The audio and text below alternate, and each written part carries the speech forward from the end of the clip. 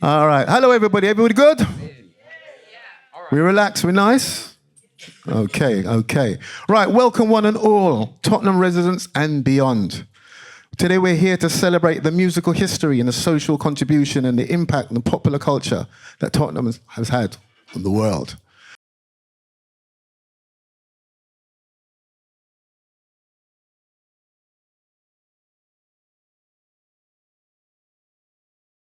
I feel like it's important to acknowledge the power of music and how it brings people together, and just to also celebrate Tottenham because it's so meaningful to all of us on the panel, and I'm sure the people in the audience as well, and just to acknowledge like the different experiences and the positive impact Tottenham has had on so many different people. Tottenham is one of the places in Britain which is very important in terms of sound system culture. And it is also significant that this reasoning is taking place at Broadwater Farm, a place where detractors would try to put down and deliberately omit the positivities of Broadwater Farm in terms of the people and the accomplishments, etc. And I remember that it was right there. That place was like where the decks and everything was. And I saw Heartless Crew. I was younger then, so I was trying to climb up to see them. And I was like, I want to do that. The way they've got everyone jumping up and down. I don't know what they're doing, but I want to do that because they're putting a lot of smiles on everyone's faces. So music was something that just happened naturally. There's a lot of musicians that's come from this estate, and especially the newer generation, which you might not know about, like Heady One. I'm hearing the names like Eddie One and Skepta. What you would Abra, yes, Heady One, Abra, Rex V2 is not too far. He's from Tiverton. He was from Tiverton. Yeah, Bando as well. So like all of us was doing music together. Everyone's in different parts of their journey, but everyone still helps each other, and it's just beautiful watching everything that's come out from Tottenham. Tottenham was actually a mecca. It was an epicenter of clubs. Coming to Tottenham in 1979, 1980, not knowing anybody, and then being embraced by the sound system culture in this town definitely means so much to me. I lived on this estate for 10 years, between 85 and 95. I was coming over here before that. The farm wasn't even fully built when I first started coming here. So, you know, and it's amazing to think of how much Tottenham has actually achieved over those years. And being somebody that's come from that time, we were some of the first guys that were really chatting lyrics on sound system.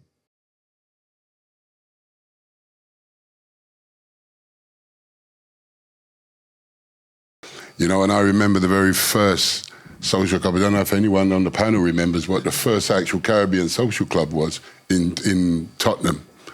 Was it Trade Zone? No. I have no idea. I'm not even going to get involved in that one. The very first was 79 The Crescent. Wow. And they had it, no, up by St. Anne's. Oh. They had it below they had a cellar, and they converted it into a social club.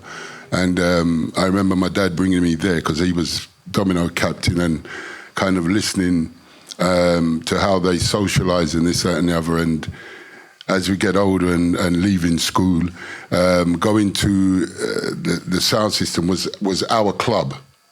That was our club, and trust me, some of us got in a load of problems with our parents when we went missing. You know what I mean? But that's where we learned about life. You must have heard of the name Benjamin Zephaniah. I just went and rave, and I participated, sometimes chat something on the mic and this, that and the other. But Benjamin always just said to me, don't just listen to music as a chatting. He said, listen to the poetry of it.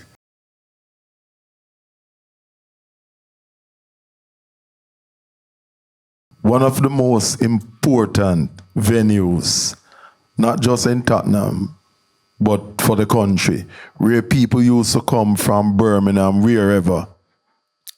We can't forget Mr. Daly's Shady Grove by Bruce Grove. Yes. Famous people used to come from all over to the Shady Grove. run by Mr. Daly for years, you know, and it's a place that I used to go regularly. We also have to remember when Count Shelley moved his office from Stoke Newington and transformed with that which was a dump by Seven Sisters Station. It was a dump, but Count Shelley was a master mason and decorator. And he transformed that building and made it ultra modern, the best reggae looking record shop at the corner there at Seven Sisters. Count Shelley's handiwork. Third world. You know, third world it was. Yes. And then later on when he left to go to States, he left it to Fitzroy Sterling, my brethren, who changed to body music. But Fitzroy coming through Count Shelley because he was with him at Stoke Newington as Honey Boy, Ronnie Bop and others used to be to Ginger Williams and all of these people. So, you know, Tottenham has so much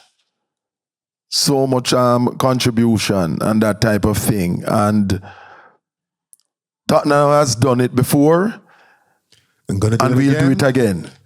Still doing it. Exactly. Mary and Shocka are going to lead that one. You know what I mean? Just to also to kind of reiterate and back up what Mandingo was saying and what Clasford has been saying, there was also a network of schools, church halls, community centers, social halls that we used to play, youth centers that we used to play in every single week. You had RZ down in Roslin Road. You had Trojan down on Broad Lane. You had the farm here had the place. You had Stanley Road. You had Ida Road. Everywhere, places down Triangle, down Lumumba, Trades Hall. Like, remember Palm Tree up the top of the Upper Edmonton there, almost on the border of Edmonton. There was so many places, and literally these places were breeding grounds for talent. Everybody used to go in there just to try to get on the microphone or to come there with their dub plate, as the big man would say, Mandingo, or to come there and try and twiddle a knob or throw a tune. You know, this was what it was, because sound system culture was what trap or what drill or what jungle or what grime is. It was embedded in UK culture. It came here from Jamaica. There's no other culture that has influenced MCing, DJing, selecting. There's no other culture that's influenced it like that. It all comes right from there. And Tottenham, as you said, Mandingo, is such an instrumental part in everything.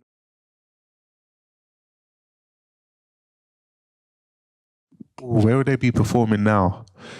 It's more venues like maybe like the O2.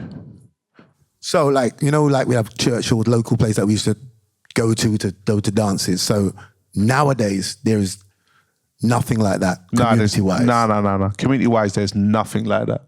Nothing like that. In fact, most of my best parties was actually in here. When I think about it, most of my best parties, I snuck into a few in here.